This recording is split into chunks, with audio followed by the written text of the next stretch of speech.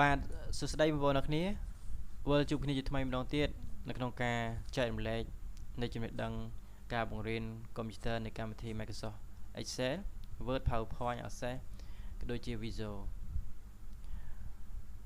បងប្អូនបានសិក្សារួចមកហើយទាក់ទងជាមួយនឹងវីដេអូមុនដែលខ្ញុំបានបង្ហាញជូនបងប្អូនអរគ្នាបាទសម្រាប់វីដេអូមួយនេះគឺជាវីដេអូទី9សម្រាប់ចែករំលែកនៃការបង្រៀនកុំព្យូទ័រនៅកម្មវិធី Microsoft Excel បាទវីដេអូមុនខ្ញុំក៏បានបង្ហាញបញ្យលបងប្អូនបានលម្អិតទាក់ទងជាមួយនឹងការប្រើប្រាស់ទៅលើមុខងារសំខាន់មួយចំនួនដែលយើងអត់ខានបានតែចេះបាទអញ្ចឹងវីដេអូមុនខ្ញុំក៏បានបង្ហាញទៅលើមុខងារ Home ទៅលើ Sub របស់ Home មាន Clipboard បាទ Clipboard មាន Font បាទហើយក៏ដូចជាការប្រើប្រាស់ទៅលើ Sheet យើងដឹងហើយថាបើសិនបើទាំងអស់នេះវាគឺជាមូលដ្ឋានគ្រឹះបើសិនបងប្អូនចាប់អត់បានបងប្អូនអត់ចេះបងប្អូនក៏មានផលលំបាកនៅពេលដែលបងប្អូនបង្កើតអីមួយពេលបងប្អូនបង្កើតបញ្ជីឬបងប្អូនបង្កើតជាតារាងថាតើនៅពេលបងប្អូនចង់បង្កើតតារាងថាតើយើងចូលទៅណា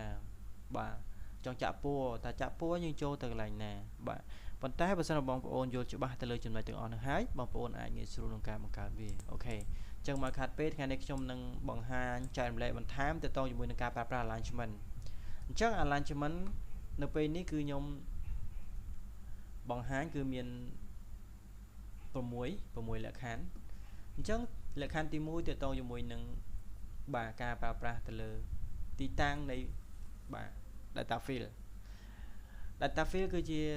data យើងឧទាហរណ៍មាន description មាន purchase date មាន QTY មាន department នេះគឺជា data បាទ data field របស់យើងអញ្ចឹងខាងលើនេះគឺជាការកំណត់ data field ថាតើយើងចង់ឲ្យ data field របស់យើងនេះនៅខាងលើឬក៏នៅកណ្ដាលបាទ middle ហ្នឹងហើយឬក៏នៅខាងក្រោម button អញ្ចឹងបើសិនបើយើងចង់ឲ្យវានៅខាងក្រោមយើងចុចខាងក្រោមមកអញ្ចឹងវាលោតមកក្រោមឃើញទេអញ្ចឹងទីតាំង data field របស់យើងត្រូវបានផ្លាស់ប្ដូរមកខាងក្រោមវិញបាទបើសិនបងប្អូនចង់ទៅកណ្ដាលយើងចុចកណ្ដាលមកអញ្ចឹង data field យើងវាលោតទៅកណ្ដាលបាទអញ្ចឹងខាងក្រោមក៏ជាការកំណត់ទៅលើទីតាំង data field របស់យើងដែរបើយើងចង់ឲ្យវានៅខាងស្ដាំយើងចុចនេះមកអញ្ចឹងវាលោតមកខាងស្ដាំបើសិនបើយើងចង់ឲ្យនៅកណ្ដាលយើងចុចមកកណ្ដាលមកអញ្ចឹងលក្ខខណ្ឌឡើយនេះគឺយើងចង់ឲ្យ data field របស់យើងនេះនៅកណ្ដាលបាទ row ក៏នៅកណ្ដាល column ក៏នៅកណ្ដាលចំណេះថានៅកណ្ដាល data បាទ data field របស់យើងនៅកណ្ដាលមកនៅក្នុងកណ្ដាល cell របស់យើងមកបាទនេះយើងនឹងចង់វានៅឆ្វេងយើងអាចថាចុចឡើងលើវាលោតទៅលើខាងក្រោមកំណត់មកក្រោមមកហើយជាកណ្ដាលឆ្វេងស្ដាំកណ្ដាលអញ្ចឹងទៅបាទអញ្ចឹងលក្ខខណ្ឌទាំងអស់នេះគឺជាការកំណត់ data field របស់យើងថាតើយើងចង់កំណត់វានៅកណ្ដាលឬក៏ក្រោមឬក៏យើងនៅកំណត់នៅឆ្វេងឬក៏ស្ដាំបាទអញ្ចឹងលក្ខខណ្ឌកន្លែងនេះគឺមានប៉ុណ្ណឹងចំណែកឯលក្ខខណ្ឌកន្លែងនេះបាទអញ្ចឹងលក្ខខណ្ឌកន្លែងហ្នឹងគឺជាលក្ខខណ្ឌមួយដែលយើងចង់ឲ្យអា data field របស់យើងហ្នឹងលោតទៅខាងឆ្វេងបន្តិចឬក៏ខាងស្ដាំបន្តិចអញ្ចឹងទៅដោយខុសពីលក្ខខណ្ឌនេះលក្ខខណ្ឌនេះគឺយើងកំណត់ដាច់ហ្មងបើថាស្ដាំដាច់ឆ្វេងដាច់ឃើញទេបើថាក្រោមដាច់លើដាច់បាទអញ្ចឹងចំណែកឯលក្ខខណ្ឌកន្លែងនេះគឺជាការរំកិលបាទមានថា increase indent មានថាយើងចង់វារំកិលបន្តិចចង់វាថយបន្តិចណាអានេះចង់វាថយទៅស្ដាំបន្តិចចង់វាបង្កើនទៅស្ដាំបន្តិចចង់វាថយមកឆ្វេងបន្តិចឧទាហរណ៍ខ្ញុំចង់ឲ្យ data field របស់យើងនេះទៅខាងស្ដាំ increase ទៅយើងចុចមកយើង select វាហើយ select ហើយយើងចុចមកបាទឃើញទេវានឹងរំកិលតិចទៅតាម data ដែលយើងចង់រំកិល data field ទៅតាមណាដែលយើងចង់រំកិលអូខេយើងចង់មកឆ្វេងវិញនេះយើងចង់ decrease វិញណាបាទអូខេអញ្ចឹងវាខុសពីផ្ទៃខាងនេះយើងចង់ស្ដាំដាច់ឆ្វេងស្ដាច់កណ្ដាលអញ្ចឹងណាបាទអានេះគឺយើងកំណត់បានតិចទៅតាមអ្វីដែលយើងចង់កំណត់ឧទាហរណ៍យើងចង់រំកិលវាបន្តិចចេញពី border នេះចេញពីកន្លែងបាទតារាងកន្លែងនេះណាវាគីពេកយើងក៏ select វាលើវាហើយយើងចុចមក decrease វិញមកឃើញទេអញ្ចឹងវានឹងធ្វើឲ្យ data របស់យើងស្អាត data របស់យើងទៅតាមអ្វីដែលយើងចង់បានបាទអញ្ចឹងលក្ខខណ្ឌវាពិសេសកន្លែងហ្នឹងវាខុសពីអានឹងបន្តិចបាទនេះយើងទៅថាទៅឆ្វេងដាច់ទៅស្ដាំដាច់តែនេះអត់ទេយើងចង់ស្ដាំកលតិចមកចង់មកឆ្វេងកលតិចអូខេ ចឹងលក្ខខណ្ឌ line ហ្នឹងមានប៉ុណ្ណឹងទាក់ទងជាមួយនឹងការប្រើប្រាស់ increase indent ហើយនិង decrease indent គឺមានប៉ុណ្ណឹងបាទចឹងយើងចូលមកចំណុចទៀតមកចំណុចហ្នឹងគឺជាការកំណត់ទៅលើទីតាំងដូចគ្នាអក្សរថាតើយើងចង់ឲ្យអក្សរឡើងលើឬក៏ទៅឲ្យអក្សរហ្នឹងទៅស្ដាំងាកឡើងលើបន្តិចបាទឬក៏ថាឡើងលើដាច់ឬចុះក្រោមដាច់ចឹងមកឧទាហរណ៍យើងមានតារាងនេះតារាងឧទាហរណ៍តារាងទួយឯឃើញទេប៉ុន្តែអានេះវាវែងបើអញ្ចឹងវាធ្វើឲ្យអា data របស់យើងហ្នឹងវាសល់វាហាយណាអញ្ចឹងយើងបើហាយអញ្ចឹងយើងចង់ឲ្យអានឹងឡើងទៅលើដាច់អញ្ចឹងយើងចូល select វាសិន select ហើយយើងចូលកន្លែងនេះចុចអាសញ្ញាប៊ូតុងក្រោមនឹងមក orientation ហ្នឹងចុចអានឹងមកផ្លឹបមកអញ្ចឹងនេះយើងចង់ឲ្យវាទៅពី AB ឃើញទេអញ្ចឹងវាលូតទៅ AB ឃើញទេយើងចង់វាអីគេពី A មក B វិញចុះក្រោមអញ្ចឹងវាលូតមកវាលូតពីលើចុះក្រោមដោយសារអក្សរយើងវាខ្លីយើងទាញវែងមកយើងឃើញនេះឃើញទេបាទឧទាហរណ៍ទៅយើងចង់ធ្វើបានចង់មិនទៀតយើងចង់ដាច់មកនេះ A B ដាច់ដែរឃើញទេវានឹង call ហៅពីលើចុះក្រោមវិញយើងចង់អីទៀតយើងចង់ដាក់វាចំហៀងចុចកន្លែងនេះមកអញ្ចឹងវាទៅជាចំហៀងទាញប៉ុណ្ណេះមកឃើញទេយើងអាចឡើងទៅលើវិញបានឃើញទេអានេះដូចគ្នាយើងចង់តែវាទៅចំហៀងតិចមក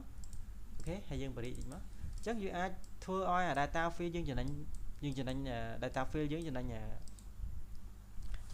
column របស់យើងណា column យើងវាអាចថាធ្វើឲ្យ column យើងខ្លីវាអត់ស៊ី column យើងអាចដាក់กระดาษប្រឈរបានបើសិនមក column យើងវែងយើងអាច space របស់យើងទោះប្រើกระดาษផ្ដេកអញ្ចឹងទៅបាទអញ្ចឹងលក្ខខណ្ឌកន្លែងហ្នឹងគឺអញ្ចឹងនេះឃើញអត់អានេះយើងទៅកំណត់ទៅតាមតម្រូវការរបស់យើងបើអានេះថាដាច់ហ្មងបើថាទៅវិឈៀងដាច់បើថាមកជ្រីកមកក្រោមដាច់ទេឃើញអត់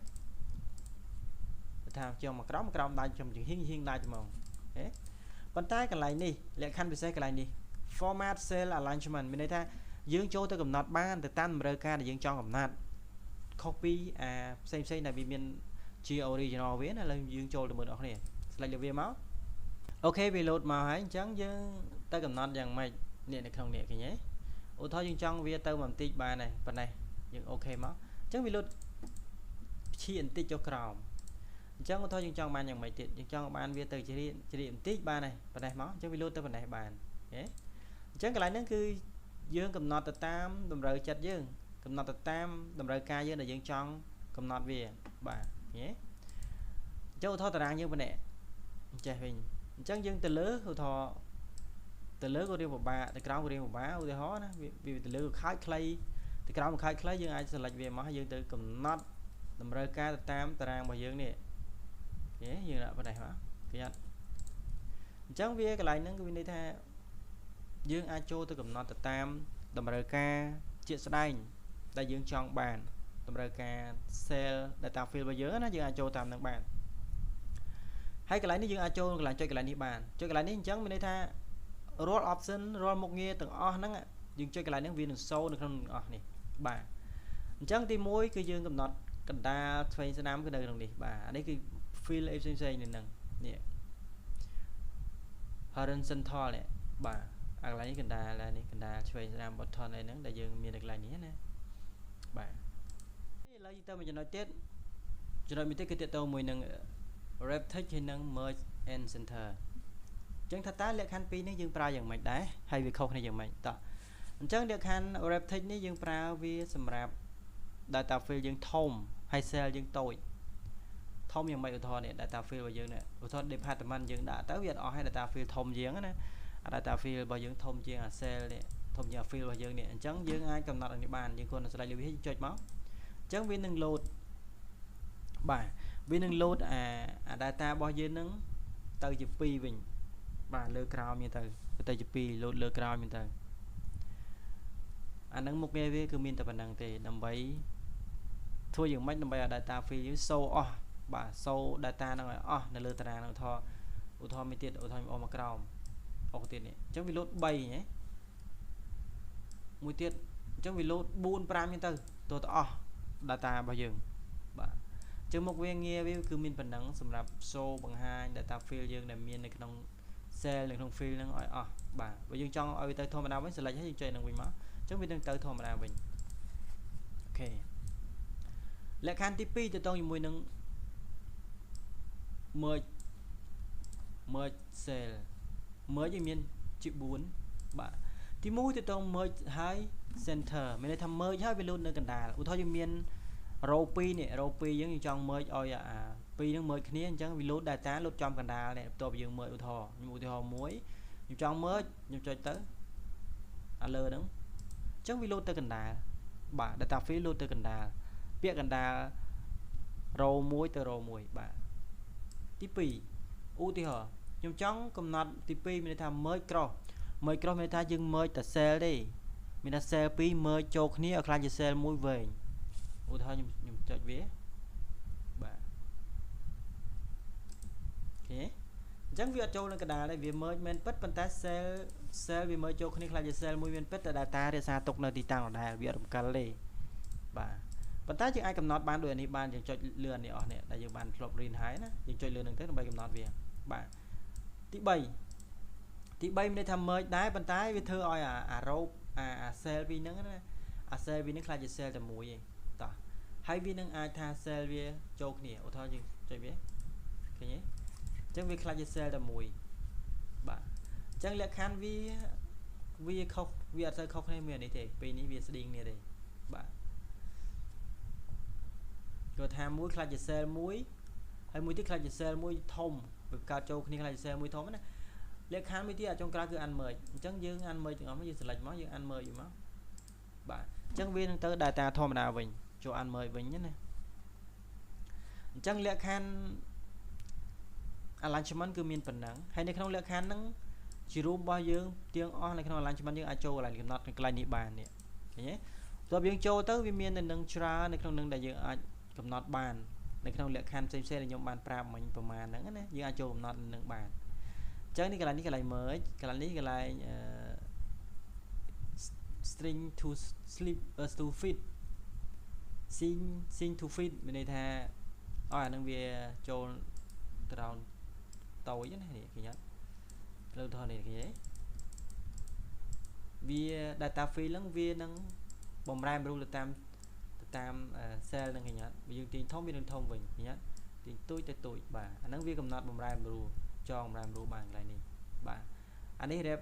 reptext មិញដូចខ្ញុំនិយាយមិញហ្នឹងវាអាចធ្វើឲ្យ data របស់យើងហ្នឹង show data វានឹង show data field ឲ្យអស់នេះឃើញអត់វា show អញ្ចឹងណាកំណត់តិចមកអានេះ merge លក្ខខណ្ឌ merge មិញហ្នឹងបាទអញ្ចឹងអានេះកំណត់តទៅជាមួយនឹង style ទៅលើក្រមឲ្យយើងទៅយើងអាចកំណត់នៅក្នុងទាំងអស់ហើយយើងចុច OK ទៅតាមអ្វីដែលយើងចង់កំណត់វាអូខេអញ្ចឹងតទៅជាមួយនឹងមុខងាររបស់ alignment គឺមានប៉ុណ្ណឹងសំខាន់បាទអញ្ចឹងបើសិនបងប្អូនគិតថាវីដេអូមួយនេះមានសារៈសំខាន់ដែលបងប្អូន